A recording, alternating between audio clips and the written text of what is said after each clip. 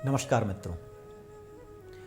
महाभारत में युद्ध का आरंभ होता है। भगवद गीता में हम युद्ध के आरंभ में धृतराष्ट्र के प्रश्न, दुर्योधन की सैन्य व्यूह के आगे बढ़ते हैं और ऐसी अवस्था आती है जहां युद्ध प्रारंभ होने को है। सभी लोग अपने अपने शंख बजा रहे हैं और युद्ध आगे बढ़ रहा है। हम देखते हैं कि किस तरह कार्य आगे बढ़ रहा है। पहले श्लोक हम पढ़ेंगे, उसके बाद अर्थ से हम अपने जीवन में उसको उतारने का प्रयास करेंगे।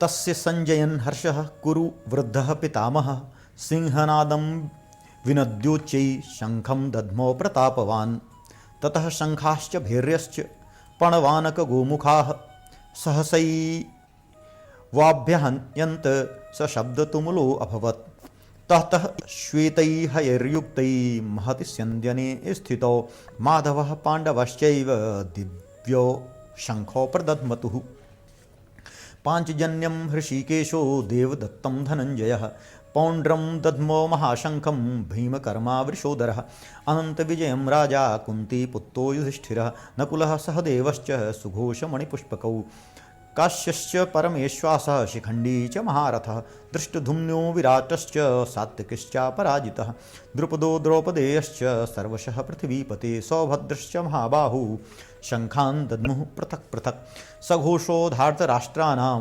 हृदयानि व्यदारत नभश्च पृथ्वीं चैव तुमुलो अभ्युनादयन्।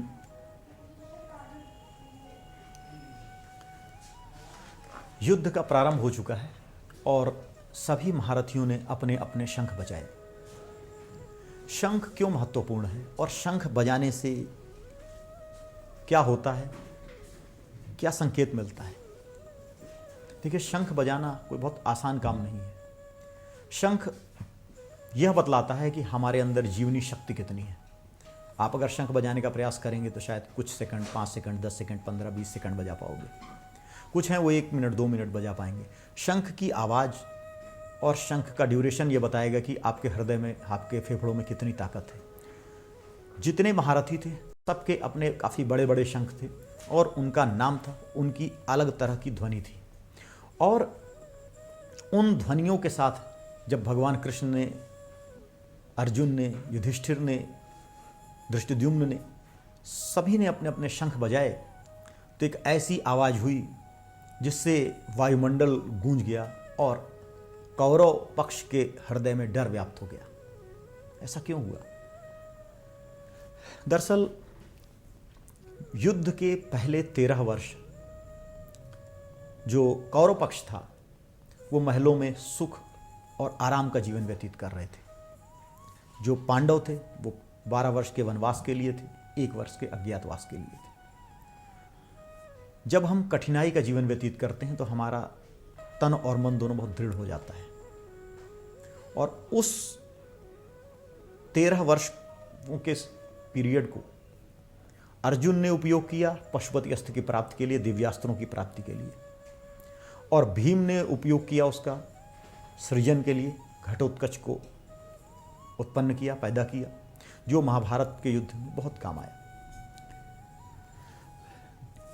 हमें 2 बातें यहाँ जाननी है। पहली बात कि जीवन में जब समय हो और आगे संघर्ष हो तो हमें उस समय का सदुपयोग करना है।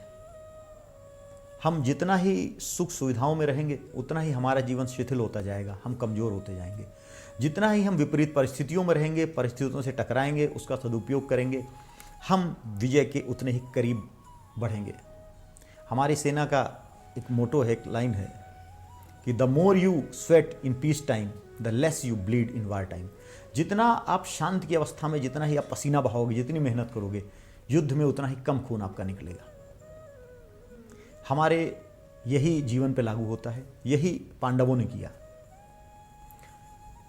हमें अपने जीवन में जो हमारा समय है संघर्ष का समय मनुष्य के जीवन का होता है आरंभ के 25 साल। जब व्यक्ति स्टूडेंट होता है, पढ़ रहा होता है या कोई नई शुरुआत कर रहा होता है, उसमें उसे सब कुछ लगा देना है। सब कुछ लगा देना है ताकि जब जीवन का युद्ध चालू हो, जो हमारा गृहस्थ जीवन चालू हो, तब हम रिलैक्स हो सकें। जीवन को प्लान करके जीना बहुत ज़रूरी है।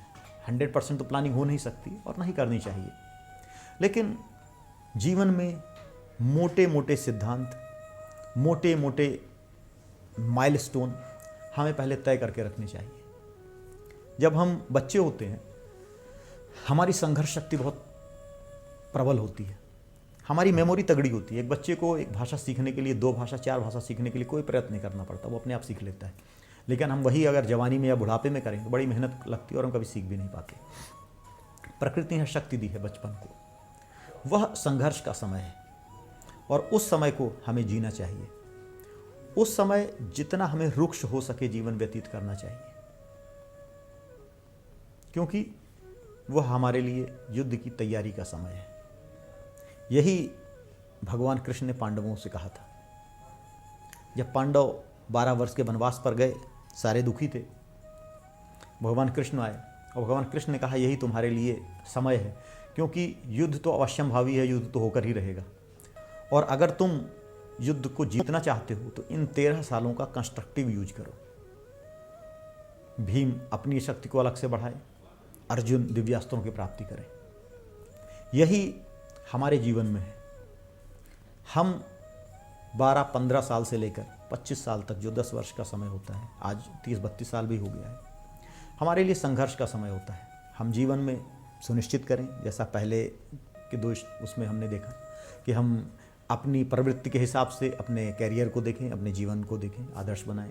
फिर हम एनालिसिस करें कि हमें क्या चैलेंजेस हैं और हमें अपने अंदर कौन सी खूबियाँ पैदा करनी हैं जिससे हम उन चैलेंजेस को ओवरकम कर सकते हैं। उसके बाद समय आता है युद्ध की बिगुल बजाने का, शंख बजाने का। जब हमें कठिन परिश्रम करना है ताकि युद्ध का शंख में ध्वनि हो, ऐसी ध्वनि हो कि विरोधियों के हृदय फट जाएं। यह ध्वनि तभी हम निकाल पाएंगे जब हमने शांति काल में, परिश्रम के काल में बहुत परिश्रम किया है। अगर हमें बचपन में कोई एक लप्पड़ मार दे, कोई बुरी बात कह दे, हो सकता है हम 2 साल 4 साल बाद भूल जाएं। लेकिन अगर कोई बुढ़ापे में या जवानी में हमें लप्पड़ मार दे तो शायद हम जिंदगी भर न भूलें। उसका कारण यह है, प्रकृति ने हमें इस तरह बनाया है कि बचपन हर तरह की विषमताओं को सहने के लिए बना है। उस समय व्यक्ति गीली मिट्टी की तरह होता है, अपने आप एक स्वरूप दे दिया आपने, वो स्वरूप ले लेता है, उसी हिसाब से ढल जाता है। वह संघर्ष करने के लिए बना होता है। वही संघर्ष आपको करना है युद्ध की तैयारी के लिए। और शंख की एक महत्ता और भी है।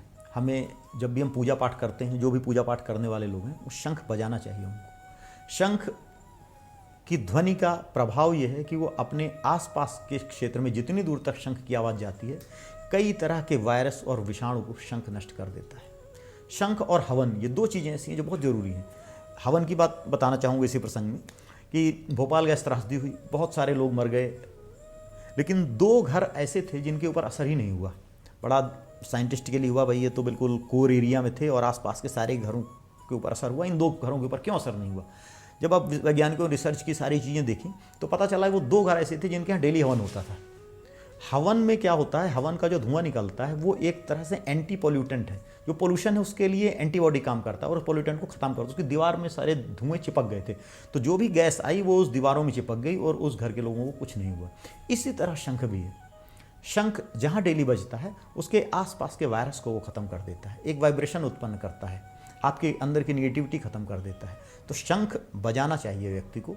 और शंख बजाने का दूसरा सबसे अच्छा जो है फ़ायदा हमारे शरीर को होता है, हमारा फेफड़ा मजबूत होता है। आज कोरोना की बीमारी आई, कोरोना सबसे ज़्यादा लंग में इफ़ेक्ट करती है, लंग की कैपेसिटी कम हो जाती है। जो शंख बजाते रहे लगातार, उनकी कैपेसिटी मजबूत रही है। और आज भी अगर हम अपनी क्षमताओं को जानना चाहते हैं तो शंख बजा सकते हैं। शंख बजाने से हमारी क्षमताएँ बढ़ती हैं, लंग्स की ताकत बढ़ती है। तो ये जो शंख का प्रकरण था उसमें मैंने कहा मुख्य जो हमारी भगवद गीता का उपदेश है, वो उपदेश यही है कि जब हमें समय मिले, जब हमारे सामने चैलेंजेस आने वाले हों, तो उसके बीच के जो टाइम है उसका हमें सदुपयोग करना चाहिए और भरपूर श्रम करना चाहिए जितना हम कर सकते हैं।